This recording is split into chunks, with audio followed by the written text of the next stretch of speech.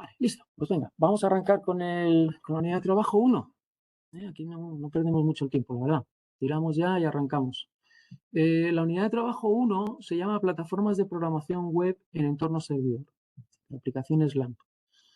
¿De qué se trata? Bueno, básicamente hay muchas plataformas, muchas arquitecturas, muchos lenguajes que permiten hacer este tipo de programación en entorno servidor.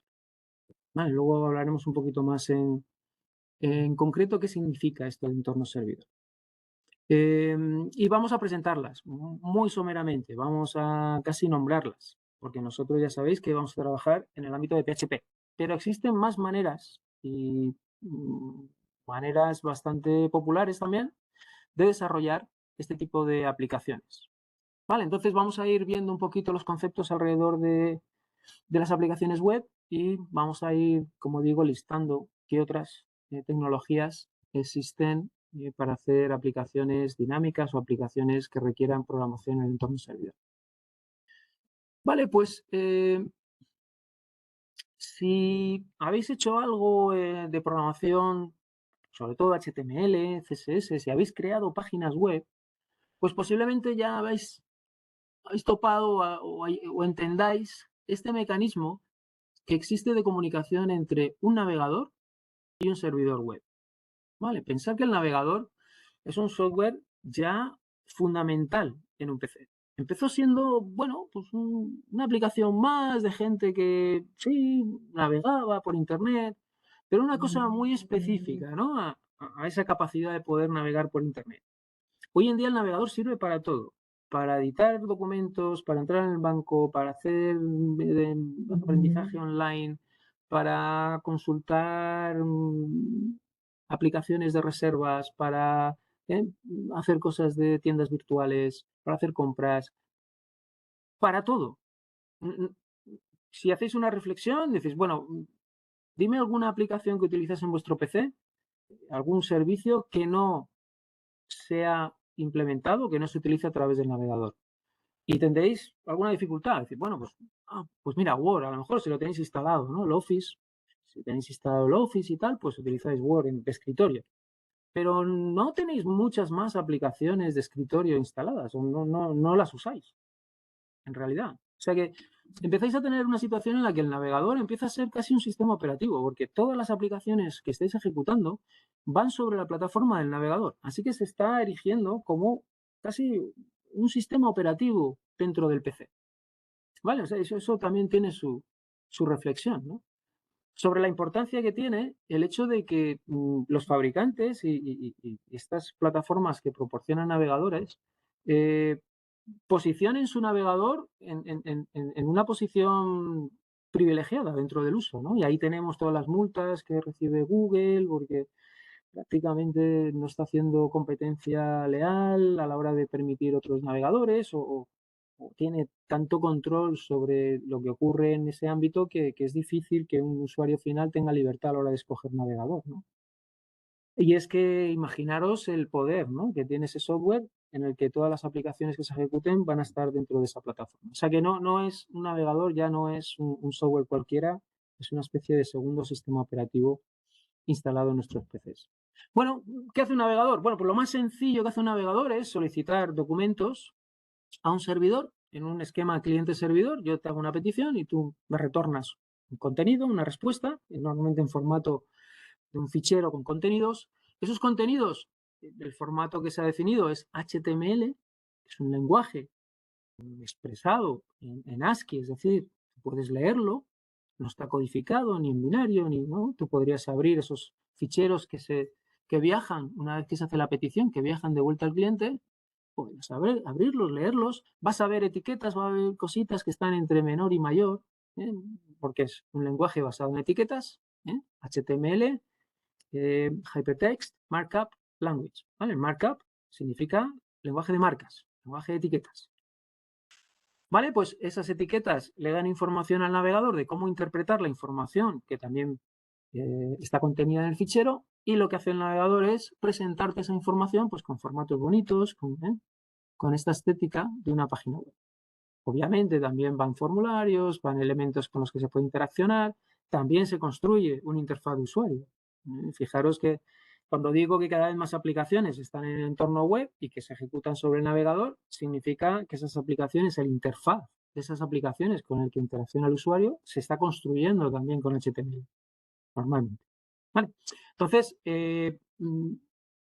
como digo, toda esa información viaja desde el servidor web hacia el cliente. Y se visiona, ¿vale? Y hasta ahí podríamos decir, bueno, pues esto es como funcionaba la web pues en los años 90, ¿sí?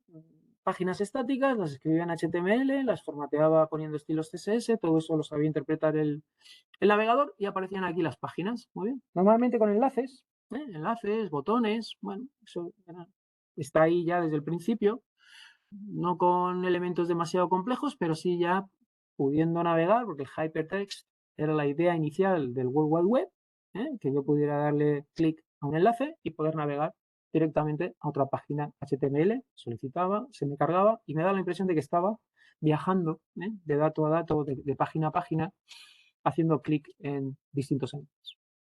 Vale, obviamente esto se nos queda pequeño hoy en día, ¿no? Normalmente las páginas ya no son estáticas. Ya no son estáticas. Imaginaros una aplicación de reserva de vuelos. No puedo tener las páginas ya construidas, estáticas, de cada una de las posibilidades de un usuario que está rellenando un formulario con datos de salida, datos de entrada, el aeropuerto de salida, el aeropuerto de llegada. Tendría que tener 28.000 páginas preparadas para que cada una pudiera ser la que se carga dependiendo de los requisitos del usuario cuando rellena ese formulario de reserva.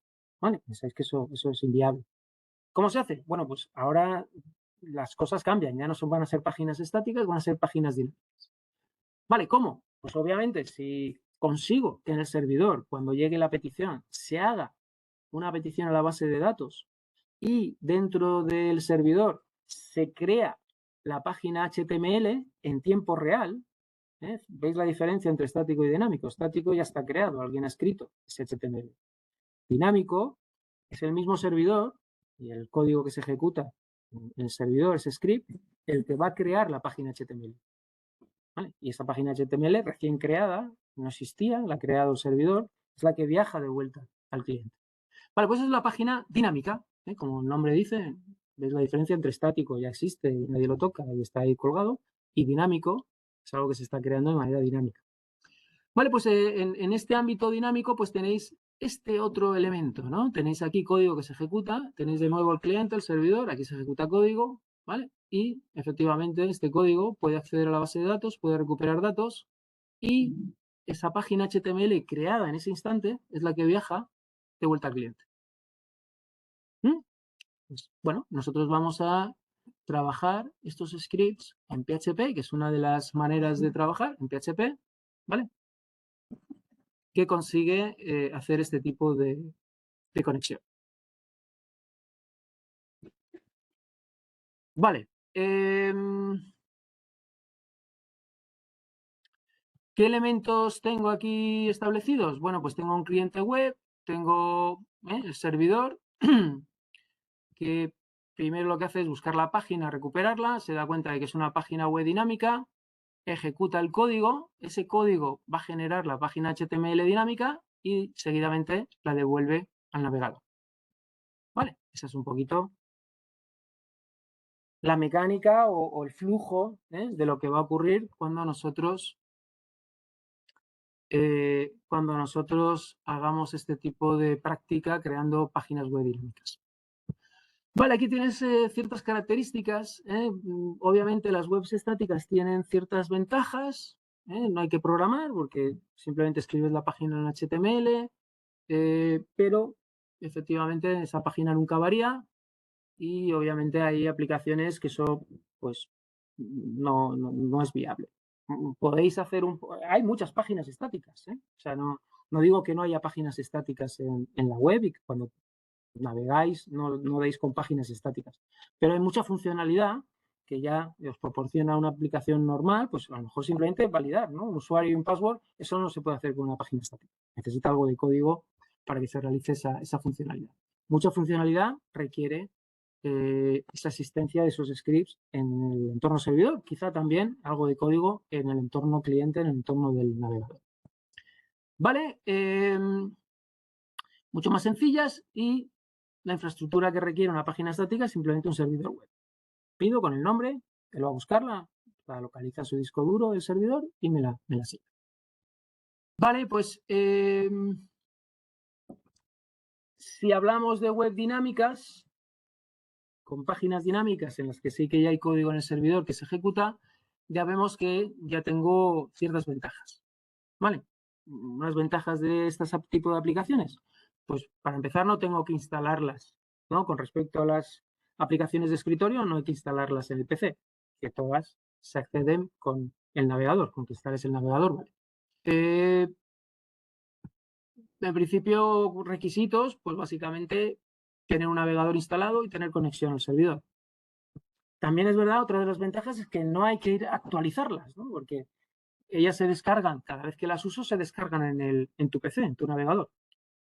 O cada vez que las usas, accedes a ellas en el servidor. Pero en cualquier momento, si esa aplicación ha cambiado de versión, si has ido trabajando, mejorando la versión, añadiendo funcionalidad, no tienes que instalarte un nuevo software con un parche o con una nueva versión.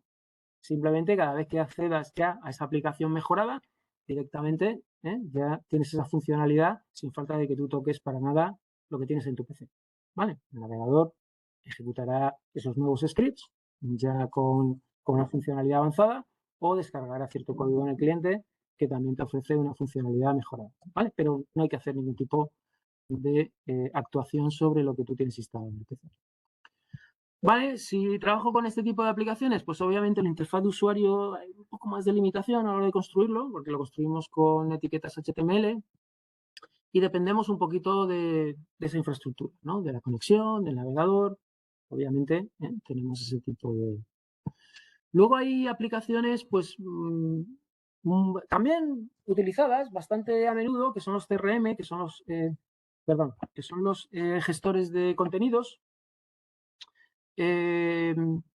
Y estos gestores de contenidos, seguro que habéis oído hablar de WordPress, de Drupal, de Joomla quizá, también permiten generar aplicaciones web muy vistosas, muy profesionales, muy sencillas, sin falta de programar, porque tú puedes de alguna manera ir definiendo toda esa funcionalidad, la apariencia de las páginas, etcétera, etcétera, haciendo configuraciones sobre formularios que te permiten hacer ese tipo de trabajo. ¿Vale? Nosotros esto no lo vamos a trabajar porque obviamente no requiere programación y lo que nosotros en realidad estamos trabajando es el tema de la programación.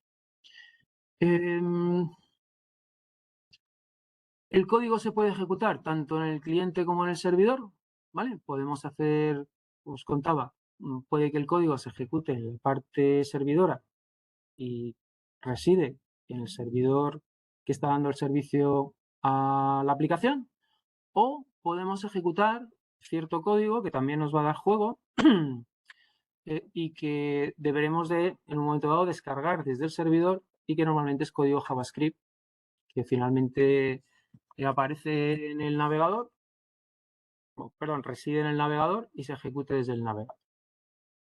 Vale, nosotros vamos a ver esa modalidad de código ejecutado en el navegador cuando entremos en el uso de Ajax. ¿Vale? Ajax, bueno, quizá no sea ya de las tecnologías más modernas a la hora de trabajar con código JavaScript que interacciona desde el navegador, pero bueno, todavía está en uso y bueno, pues está dentro un poco del temario, así que vamos a explicar un poco en qué consiste Ajax. Pero va a ser un poco nuestra inmersión dentro del código JavaScript que se ejecuta en el navegador. Así que tenéis esas dos vertientes, PHP en el servidor, scripts que están a disposición de los usuarios y clientes, y JavaScript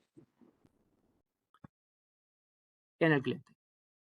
Vale, pues tecnologías. Bueno, pues todas las tecnologías básicamente van a tener estos elementos. Un servidor web, obviamente porque las peticiones siempre van a ir utilizando la infraestructura del World Wide Web y eso se basa en un protocolo HTTP, o sea que necesitamos un servidor web. Vamos a necesitar normalmente una aplicación de bases de datos, un intérprete para que se ejecuten estos scripts que están en el servidor, ¿vale? Porque Normalmente eso no está necesariamente integrado o no es parte del servidor web, es una parte adicional. Normalmente está integrado, que es un módulo que tú puedes activar, pero necesitas activarlo para que un servidor Apache, por ejemplo, pueda interpretar código PHP, ¿vale? Requiere cierta configuración de integración. Una base de datos y luego un lenguaje de programación, pues que puede ser PHP, Node, puede ser C Sharp, puede ser Java, hay muchas posibilidades. Vale, y aquí un poco te explica, pues bueno, la arquitectura, una capa cliente, una capa intermedia donde está la lógica de la aplicación y luego una capa de acceso a datos. Como os digo, siempre estas páginas dinámicas normalmente va a requerir acceder a una base de datos y recuperar información.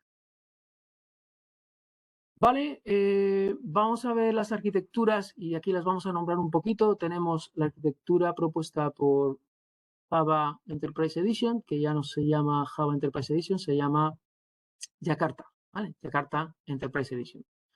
Java Enterprise Edition empezó siendo un desarrollo de Sun Microsystems, pasó a ser propiedad de Oracle y recientemente ha sido cedido a la Fundación Eclipse.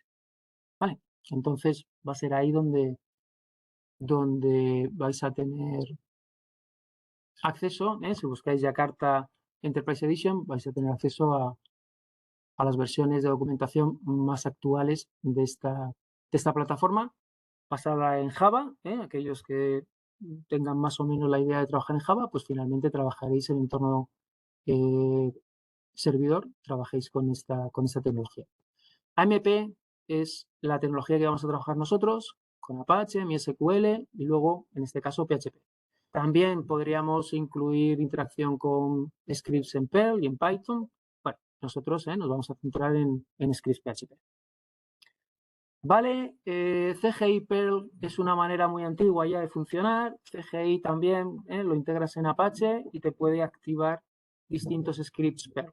¿Vale? Perl es un lenguaje de programación muy asociado a escribir scripts casi orientados a la gestión de sistemas. Y veremos luego un pequeño ejemplo. ¿Cómo funcionaría? Bueno, pues tú envías una petición, CGI es capaz de determinar qué script de Perl tiene que ejecutar, lo ejecutaría y el resultado de esa ejecución sería un texto que viene a ser un fichero HTML, ¿vale? Y ese ficherito HTML generado por CGI, pues volvería otra vez al cliente. ¿Vale? ASP.NET es la tecnología de Microsoft, también muy popular, muy frecuente, mucha gente trabaja en esta tecnología. Microsoft también tiene un entorno de desarrollo de aplicaciones bastante potente. Bueno, pues si trabajas en esta tecnología, pues utilizarías C Sharp normalmente y podrías hacer este tipo de desarrollos en la tecnología de Microsoft. Y recientemente, hace unos años, ha surgido otra tecnología de servidor basada en JavaScript, con una ventaja muy interesante y es que ya no tendrías que cambiar el lenguaje de programación para utilizar en el servidor, utilizar en el cliente, sino que directamente ya podrías hacer el trabajo de manera completa en JavaScript. ¿Vale? Vale, ¿cómo seleccionamos qué arquitectura queremos? Bueno, pues hay una serie de preguntas que te tienes que hacer, ¿no? Dependiendo del tamaño, dependiendo de lo que tú conozcas, dependiendo de las herramientas que vayas a necesitar, si son propietarias o de código abierto. ¿Vale? En el caso de LAMP, todo es código abierto, con lo cual no tenemos que comprar ningún entorno ni ningún paquete de software. ¿Vale? Si vas a Microsoft, posiblemente tengas versiones gratuitas, pero otras versiones son de pago. ¿Vale? Entonces, dependiendo un poquito de estos criterios, de la funcionalidad, quizás, no sé, de la tecnología que requiera el cliente, pero bueno, son cosas que se pueden tener en cuenta a la hora de tomar una decisión. Vale, todo esto se tiene que integrar con el navegador, obviamente, os decía, está el navegador, pero luego está el código que requiere el sistema para poder ejecutar scripts en el servidor. Si es Apache, pues sería un módulo.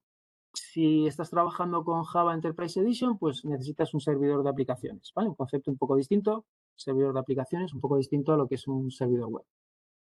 Vale, y finalmente ya lo dejo aquí. Lenguajes, hay distintos tipos de guiones compilados a código nativo. Lenguajes de guiones son PHP, ya veremos por qué, son scripts en los que puedo embeber o puedo incrustar código PHP dentro de código HTML, ¿vale? Y eso de alguna manera se llama lenguajes de guiones. Los tengo compilados en código nativo, genero un programa en C, lo compilo, C se compila y lo que hace es el código fuente te lo transforma en un código binario y lo dejo guardado en el servidor. Cada vez que se requiere, llegará una petición al navegador, perdón, al servidor web por CGI normalmente. CGI hará que ese programa se ejecute y el resultado que genera se reenvía de nuevo al cliente. ¿Vale? Entonces, muy rápido porque este código ya está compilado, está en binario y la ejecución de este código suele ser más rápida que estos códigos de scripting que normalmente se van interpretando según se ejecutan. Y luego hay una versión intermedia, que es esta de códigos compilados a código intermedio, que es en bytecode y que básicamente lo que hace es lo compila a un formato intermedio, en el caso de Java y de ASP, lo compila a un formato intermedio y luego ese formato, ese código intermedio, que ya tiene ciertas características y va un poquito más rápido, lo interpreta, ¿vale? De una manera just in time, con un compilador que intenta optimizar esa compilación final, bueno, una serie de mejoras que hace que, por ejemplo, la máquina virtual de Java pues vaya a una velocidad aceptable, aunque no sea un código compilado completamente como lo tenemos en C. Vale, normalmente estamos trabajando aquí o aquí. ¿Vale? Tema de compilado código nativo, más complicado porque por alguna razón el entorno, digamos, de desarrollo del ámbito de las páginas dinámicas va más en este tipo de lenguajes. Vale, aquí tenemos ejemplos. Esto sería un script Perl, ¿vale? Y como veis, hace ecos y va construyendo una página, ¿vale? Entonces, esto lo integramos con CGI, integramos de alguna manera la posibilidad de invocar este pequeño script desde un navegador y lo que haría es simplemente escribir en una paginita prueba de guión bash CGI, ¿vale? Bueno, en realidad esto es un script bash, ¿vale? Lo tenéis aquí, search, ¿vale? O sea que en principio, cualquier cosa que pudiera generar cierto contenido HTML, pues en principio, vale. Este sería un ejemplo en PHP, ¿vale? Aquí veis de nuevo la página HTML y veis que tengo incrustado ciertas partes de este script. Aquí veis esta etiqueta PHP que indica que este código se va a ejecutar, ¿vale? Se ejecutaría. Se sustituye lo que resulta de la ejecución de este código, se pone aquí. Normalmente las cosas cuando se ejecutan devuelven cadenas o devuelven trocitos de contenido en texto, se sustituye, se pone aquí y ya una vez que se ha ejecutado todo el código, pues se envía de vuelta aquí. ¿Vale? ¿Qué más? Bueno, vienen unos ejemplitos también de código en Java. ¿Vale? Este es un código de una JSP, también como veis, página HTML. Aquí tengo trocitos que se ejecutan. Se sustituye lo que se va generando, se sustituye dentro de la página y finalmente se devuelve la página en formato HTML. ¿Vale? No vamos a entrar en explicar cómo funciona JSP ni un servlet. En este caso, como veis, esto es todo código. ¿Vale? No es una página HTML con cierto código embebido, sino esto es un código que se ejecuta y como veis, hay un println, se va generando esta parte de página, ¿vale? Que es la que finalmente se genera y se transporta o se transmite de vuelta al cliente. Como veis, pero en realidad lo que estoy haciendo es ejecutando código Java que como resultado de la ejecución genera este trozo de contenido. Vale, pues hasta aquí un poquito esta parte conceptual. Lo vamos a dejar, nos estamos extendiendo ya un poquito más de la hora. Yo os diría, para la próxima sesión, visionar el vídeo de, de las secciones 4.1, 4.2 e intentar por vuestra cuenta instalar todo el software que se os plantea para construir el entorno de programación PHP. ¿Vale? Tenéis que instalar un SAMP y un Apache NetBeans. ¿Vale? Intentar tener esto instalado y visionar el primer vídeo de la sección 4.1, 4.2. Vale, y con esto, en la siguiente tutoría colectiva ya podremos empezar un poco a practicar. Haremos un poco un resumen un poco de lo que habéis visto en la grabación y podemos empezar un poco a practicar. Vale, pues ¿alguna preguntita?